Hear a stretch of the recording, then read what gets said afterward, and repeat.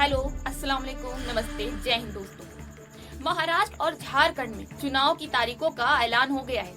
महाराष्ट्र में एक फेज में 20 नवंबर को वोटिंग होगी, वहीं झारखंड में दो फेज में वोटिंग होगी। पहली 13 नवंबर और दूसरी 20 नवंबर। दोनों के परिणाम एक ही दिन में आएंगे, 23 नवंबर को।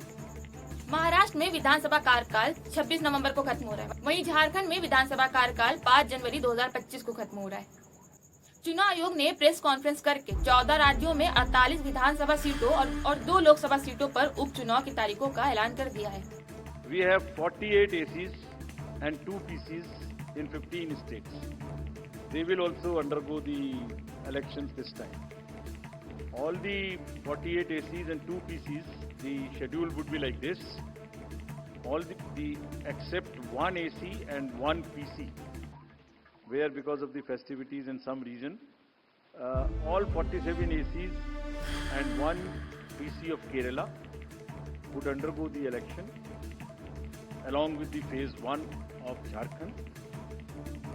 लोकसभा सीटों में केरल की वायनाड में 13 नवंबर और महाराष्ट्र के नांदेड़ में 20 नवंबर को वोटिंग होगी। वहीं 47 विधानसभा सीटों पर 13 नवंबर को और उत्तराखंड की केदारनाथ विधानसभा सीट पर 20 नवंबर को मतदान होगा। सभी के नतीजे 23 नवंबर को आएंगे। महाराष्ट्र में पहली बार 6 बड़ी पार्टियों में चुनाव होंगे। 2019 में यानी महाराष्ट्र में पिछले विधानसभा चुनाव में बीजेपी और शिवसेना ने मिलकर चुनाव लड़े थे, लेकिन उद्धव ने सरकार बनने से पहले ही पाला बदल लिया। इसके बाद पिछले 5 सालों में इतनी उठापटक मची कि सारे समीकरण ही बदल गए।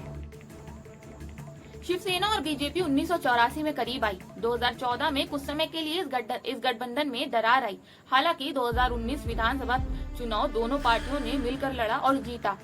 इसके बाद दोनों पार्टियों में मतभेद हुए। वहीं बात करें झारखंड की, तो चंपाई सोरेन के बीजेपी में शामिल होने से वहां पर 14 सीटों पर असर देखने को मिल सकता है।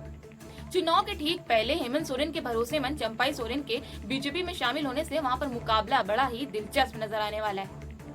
2019 यानी पिछले झारखंड विधानसभा चुनाव में जेएमएम, आरजेडी और कांग्रेस ने मिलकर चुनाव लड़ा था।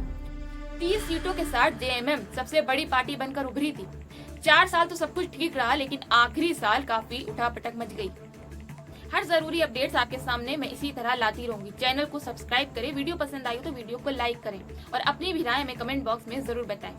धन्यवाद दोस्तों, जय हिंद।